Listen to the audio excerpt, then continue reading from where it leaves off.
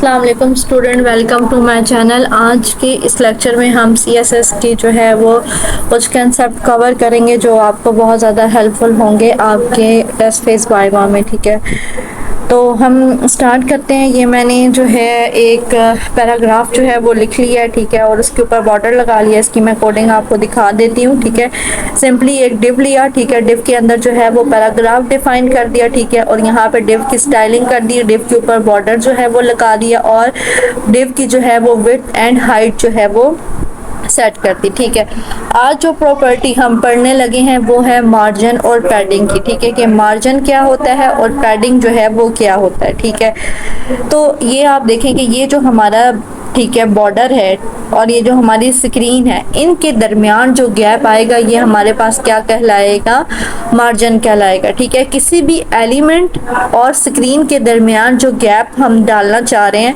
वो गैप जो है वो किसके थ्रू आएगा, मार्जिन के थ्रू आएगा। ठीक है, तो सबसे पहले हम मार्जिन जो है वो इम्प्लीमेंट करते हैं।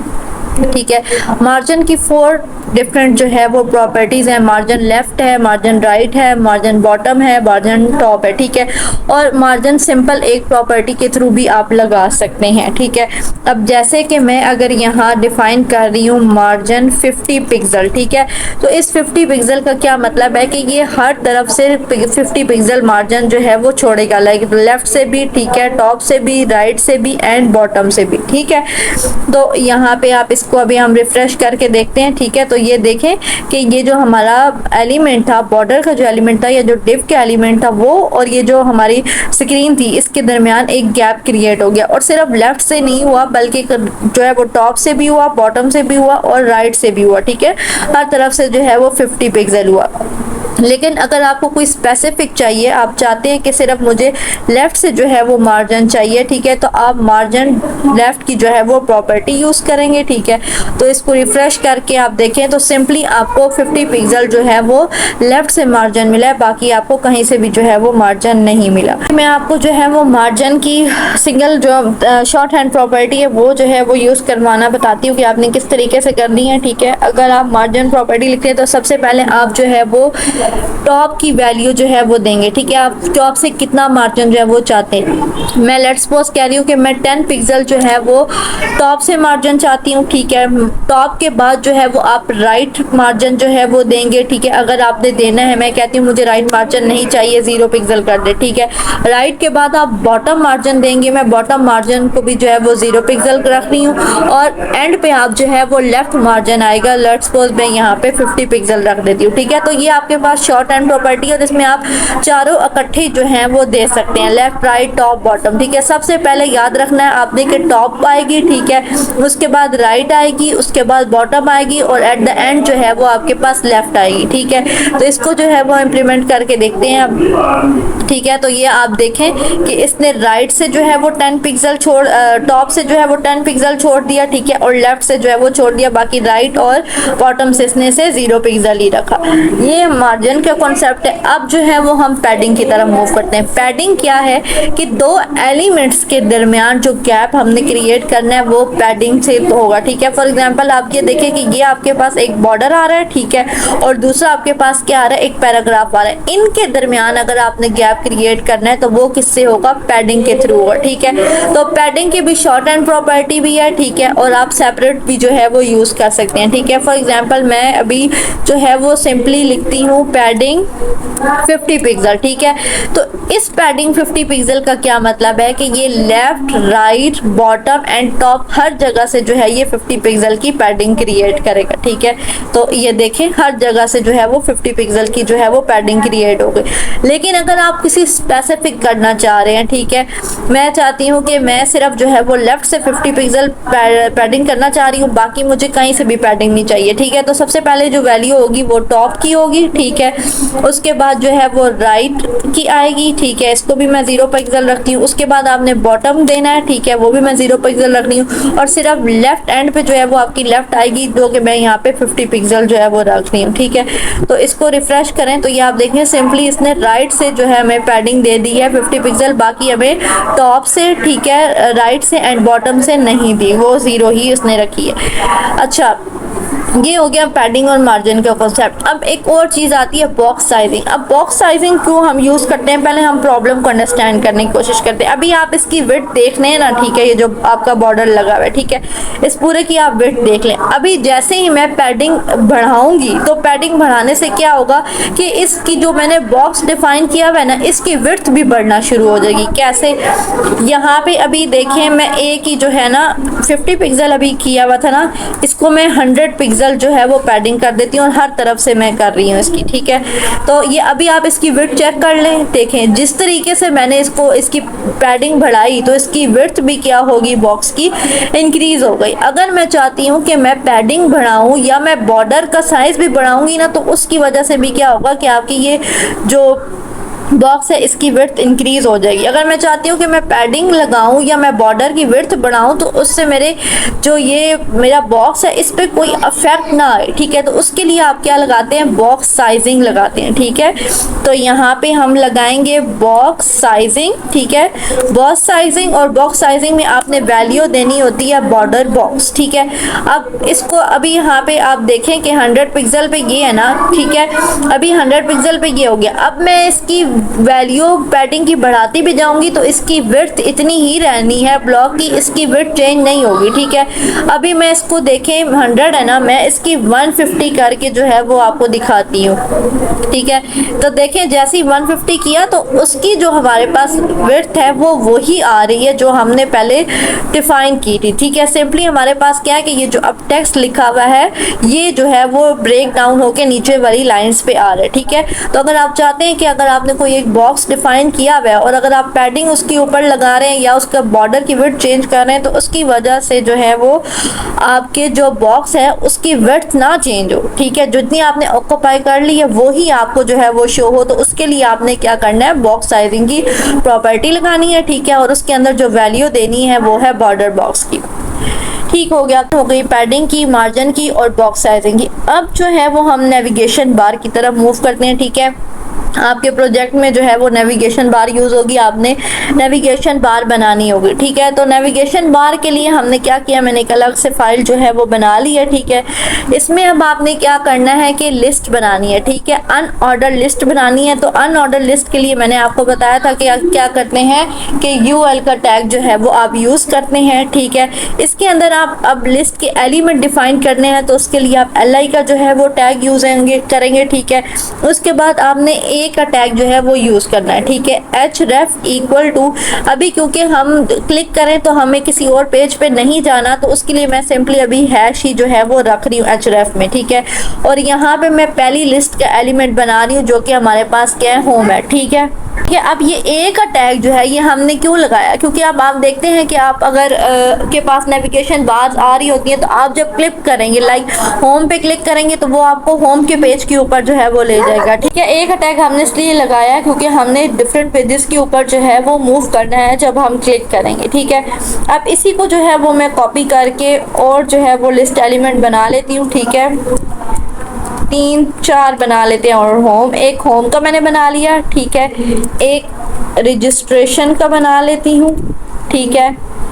एक जो है वो अबाउट का बना लेते हैं, ठीक है।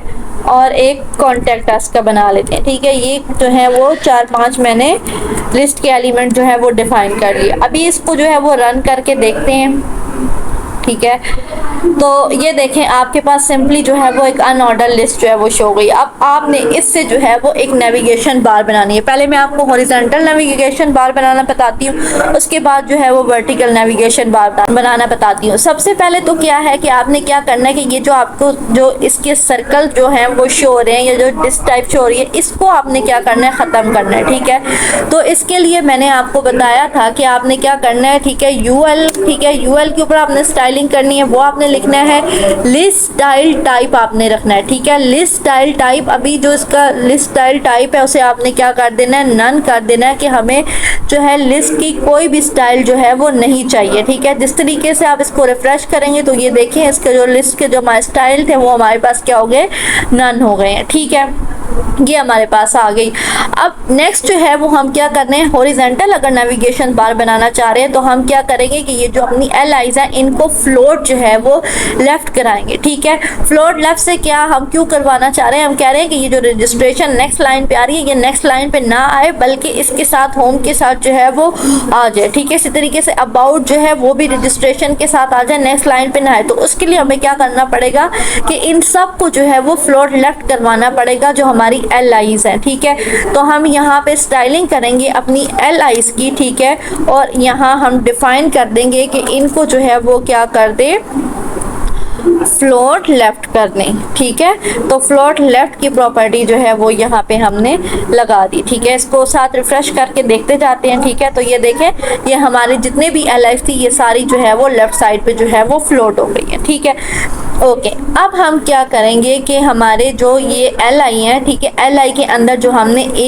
यूज़ किया है तो ये आपने प्रॉपर पाथ देना है एल आई। ठीक है, एल आई के अंदर जो हमारे पास ए टैग्स हैं, मतलब ये जो हमारे पास होम, रजिस्ट्रेशन, अबाउट, कॉन्टैक्ट आ रहा है, यहाँ पे आपने इनके लिए लगाना है कि आप इनको डिस्प्ले किस तरीके से करवाना चाह रहे हैं। डिस्प्ले में आपके पास तीन तरह की वैल्यू आती है, एक इनलाइन होती है, एक ब्लॉक होती है और एक इनलाइन ब्लॉक होती है। ठीक है, अगर मैं इनलाइन करूंगी, ठीक है, तो इनलाइन से क्या होगा कि ये एक लाइन में ही रहेंगी, लेकिन इसके ऊपर जो है मैं पैडिंग, ठीक है, या मार्जिन की प्रॉपर्टीज नहीं इंप्लीमेंट कर सकूंगी इनलाइन के ऊपर। ठीक है, तो मतलब मैं अगर कर भी सकूं तो सिर्फ लेफ्ट से जो है मैं पैडिंग या मार्जिन जो है वो इंप्लीमेंट कर सकूंगी, टॉप, राइट और बॉटम से नहीं कर सकूंगी। ठीक है, तो इसलिए मैंने इसको डिस्प्ले इनलाइन नहीं बल्कि डिस्प्ले इनलाइन ब्लॉक जो है मैं यूज करूंगी। ठीक है, क्योंकि ब्लॉक के ऊपर आप क्या होता है कि पैडिंग, ठीक है, हर तरफ से आप पैडिंग लगा सकते हैं। ठीक है, मार्जिन भी हर तरफ से जो है वो पैडिंग लगा सकते हैं। ठीक है, तो इसलिए मैंने इनको इनलाइन ब्लॉक में जो है वो डिस्प्ले करा दिया। अब अगर आप इन पे बॉर्डर लगाना चाहती हैं तो बॉर्डर भी आप लगा सकते हैं। ठीक है, मैं अभी आपको बॉर्डर लगा के दिखाती हूँ। 1 पिक्सल सॉलिड और ब्लैक कलर का जो है वो बॉर्डर अभी इम्प्लीमेंट करते हैं। ठीक है, इसको रिफ्रेश करेंगे। ठीक है, तो ये आप देखें, अब ये बहुत अजीब सा लग रहा है, बिल्कुल एक साथ साथ जुड़े हुए हैं। तो हम इसके अंदर क्या डालेंगे, पैडिंग डालेंगे। ठीक है, क्योंकि पैडिंग क्यों डालेंगे, क्योंकि इस बॉर्डर का और ये जो हमारी एल आईज है इनका हमें जो है वो क्या करना है, स्पेस क्रिएट करना है। तो उसके लिए जो है वो क्या चाहिए होगा, पैडिंग चाहिए होगा। तो यहाँ पे हम जो है वो क्या लगाते हैं, अपने पैडिंग लगा देते हैं। ठीक है, तो पैडिंग अभी जो है वो हम ऐसे करते हैं 10 पिक्सल्स की जो है वो लगा देते हैं। ये अब आप तक है आप कितनी जो है वो लगाते हैं। ठीक है, ठीक है, ये 10 पिक्सल की मैंने पैडिंग लगाई। ठीक है, तो आप ये देख सकते हैं कि अब ये जो है वो प्यारा भी लग रहा है। ठीक है, और नेविगेशन बार भी हमारी इस तरीके की होती है। अब इसमें और आप स्टाइलिंग करना चाहें तो आप कर सकते हैं। टेक्स्ट के नीचे ये जो हमारे पास अंडरलाइन आ रही है, अगर ये हमें नहीं चाहिए, ठीक है, तो इसके लिए जो है वो हम क्या प्रॉपर्टी लगाएंगे, टेक्स्ट डेकोरेशन की प्रॉपर्टी लगाएंगे। ठीक है, और इसकी वैल्यू जो है वो हम नन कर देंगे। ठीक है, तो ये अब आप देखें कि जो है ये हमारी जो अंडरलाइन थी ये रिमूव हो गई है। ठीक हो गया। अब इसका अब आप बैकग्राउंड कलर भी जो है वो दे सकते हैं। ठीक है, यहाँ पे हम इसका बैकग्राउंड कलर भी जहाँ पे दे देते हैं। ठीक है, बैकग्राउंड कलर कोई भी आप दे दें अपनी मर्जी का। मैं एक्वा जो है वो बैकग्राउंड कलर दे रही हूँ इसको। ठीक है, तो ये देखें कि हमारे पास पूरा बैकग्राउंड कलर आ गया। अब आप इनका जो है ये टेक्स्ट का कलर चेंज करना चाहें तो वो भी जो है वो कर सकते हैं। ठीक है, मैं यही फिलहाल रखना चाह रही हूँ। ठीक है, इसमें एक और चीज़ जो है वो हम करते हैं। ठीक है, एक और चीज़ हम करते हैं और वो क्या है कि जिस तरीके से हम जैसे ही अपनी वेबसाइट कोई भी ओपन करते हैं तो हमारे पास क्या होता है कि होम का पेज जो है वो ओपन होता है। ठीक है, तो जो आपका पेज ओपन होता है उसको यहाँ पे ये एक्टिव शो करवा दे। तो एक्टिव जो है वो किस तरीके से जो है वो शो करवाए, यहाँ हम होम में जाते हैं। ठीक है, एक क्लास बनाते हैं। ठीक है, और उस क्लास का नाम जो है वो हम एक्टिव रख देते हैं। ठीक है, अब यहाँ पे जो है वो हम इस एक्टिव क्लास की जो है वो स्टाइलिंग करेंगे। ठीक है, तो आपको पता है कि जब आपने क्लास बनाते हैं तो आप उसको डॉट के साथ जो है वो उसकी स्टाइलिंग जो है वो करते हैं। ठीक है, मैं कहती हूँ कि जो हमारे पास एक्टिव है, लाइक अगर होम हमारे पास एक्टिव है क्योंकि हमने होम के अंदर एक्टिव की क्लास बनाई है, तो इसका जो बैकग्राउंड कलर है ना ये चेंज हो जाए। ठीक है, इसका बैकग्राउंड कलर जो है वो चेंज होके क्या हो जाए, ग्रीन येलो जो है वो इसका बैकग्राउंड कलर हो जाए। ठीक है, अब जाके इसको जो है वो रिफ्रेश करके देखते हैं। ठीक है, तो ये आप देखें कि ये अब हमारा जो एक्टिव था, होम हमारा एक्टिव होता है, ठीक है। यहाँ पे देखें फ्रंट में हमारे पास होम ही ओपन होता है, ठीक है। तो यहाँ पे क्या आ गया, उसने जो है इसका बैकग्राउंड कलर चेंज कर दिया। अब आप इसका जो कलर है अगर वो चेंज करना चाहें, ठीक है, टेक्स्ट का, तो वो भी कर सकते हैं, ठीक है। जिस तरीके से मैं यहाँ पे इसका टेक्स्ट का कलर जो है वो चेंज कर देती हूँ, ठीक है। कलर मैं इसका ब्लैक रख देती हूँ, ठीक है। तो इसको रिफ्रेश करके हम देखते हैं, तो ये देखें इसका कलर जो है इसने क्या कर दिया, ब्लैक कर दिया, ठीक है। अच्छा, इस तरीके से एक और चीज़ भी होती है। यहाँ पे आप देखें, यहाँ पे मैं लेके जा रही हूँ अपना माउस, ठीक है। हर LI के ऊपर मैं अपना माउस लेके जा रही हूँ, तो ये मैं क्या कर रही हूँ, हॉवर इसको बोलते हैं, ठीक है। तो अगर क्या है कि मैं अपना माउस जिसके ऊपर जो है वो लेके जाऊँ, ठीक है, जिस LI के ऊपर लेके जाऊँ, उसका जो है वो प्रॉपर्टीज जो है वो चेंज हो जाए, तो वो भी हम कर सकते हैं। वो हम किस तरीके से जो है वो करेंगे, LI, ठीक है। LI के अंदर हमारे पास A है, ठीक है, कॉलन आपने लगाना है और हॉवर लिखना है, ठीक है। तो ये अब आपको बताएगा कि ये आप जैसे ही LI के अंदर जो आपने डिफाइन किए हुए हैं अपने, ठीक है, होम, रजिस्ट्रेशन और अबाउट कॉन्टैक्ट, ठीक है, इस पे जैसे ही आप अपना कर्सर लेके जाएंगे, ठीक है, हॉवर का ये मतलब है, तो यहाँ पे इसकी प्रॉपर्टीज जो है वो चेंज हो जाए। लाइक मैं कहती हूँ कि जैसे ही मैं अपना कर्सर लेके जाऊँ तो इसका बैकग्राउंड कलर जो है वो क्या हो जाए, चॉकलेट हो जाए। टेक्स्ट का कलर है वो भी हम चेंज करके क्या कर देते हैं, ब्लैक कर देते हैं, ठीक है। तो अब हम इसको जो है वो रिफ्रेश करते हैं, ठीक है।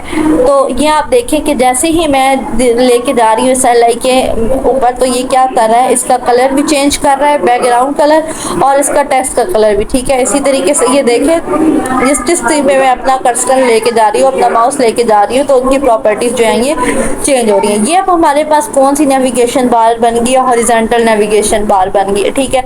अब आप इसको वर्टिकल नेविगेशन बार भी बना सकते हैं, ठीक है। वर्टिकल नेविगेशन बार में आपको क्या करना पड़ेगा कि यहाँ पे जो आपने इनलाइन डिस्प्ले इनलाइन किया है ना, ठीक है, इसको आपने सिंपली क्या कर देना है, डिस्प्ले ब्लॉक कर दे, ठीक है। और LI को जो है वो फ्लोट लेफ्ट करने की ज़रूरत नहीं है, ठीक है, क्योंकि आप LI को फ्लोट नहीं करना चाह रहे, आप उन्हें जो है वो वर्टिकली दिखाना चाह रहे हैं। अगर हॉरिजॉन्टली दिखाना चाहेंगे तो फिर आप LI को जो है वो फ्लोट करेंगे, ठीक है। देखिए मैंने फ्लोट रिमूव कर दिया और इनको मैंने ब्लॉक्स में जो है वो डिस्प्ले कर दिया। तो ये अब ये देखिए इसकी बहुत बड़ी विड्थ आ रही है, ये देखें यहाँ तक जो है ये तकरीबन स्क्रीन का 80-90% जो है ये कवर कर रहा है। मैं चाहती हूँ कि ये इतनी बड़ी हमें वर्टिकल नेविगेशन बार ना शो, इसकी विड्थ जो है वो कम हो, ठीक है।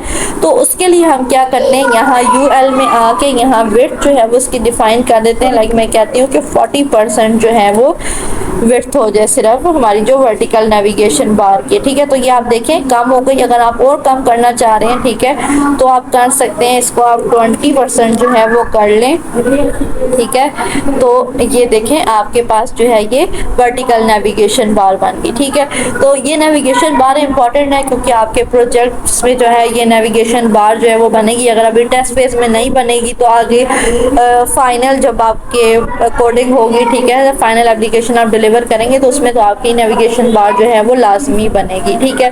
बाकी CSS की प्रॉपर्टीज मैं आपको बता चुकी हूँ HTML के अंदर ही, ठीक है, कि कलर, बैकग्राउंड कलर कैसे चेंज करते हैं, बैकग्राउंड इमेज जो है वो कैसे लगाते हैं, बॉर्डर जो है वो कैसे लगाते हैं, ठीक है, फॉर्म कैसे बनाते हैं, बटन कैसे लगाते हैं, ठीक है। तो ये सारी चीज़ें जो है मैं आपको HTML के लेक्चर के अंदर करवा चुकी हूँ, तो CSS भी उसी में जो है वो कवर होगी। ये कुछ चीज़ें जो है वो आपकी रह गई थी जो आज के लेक्चर में मैंने कवर कर दी हैं, ठीक है। इनको आपने इनकी प्रैक्टिस करनी है, ठीक है। और अगर चैनल को सब्सक्राइब नहीं किया तो सब्सक्राइब कर लें, साथ ही बेल आइकन को प्रेस कर लें ताकि आने वाले लेक्चर का नोटिफिकेशन आप लोगों को मिल सके। वीडियो को लाइक कर दें एंड शेयर कर दें। इसी के साथ इस लेक्चर को एंड करते हैं, मिलते हैं एक नेक्स्ट लेक्चर के साथ, तब तक के लिए अल्लाह हाफ़िज़।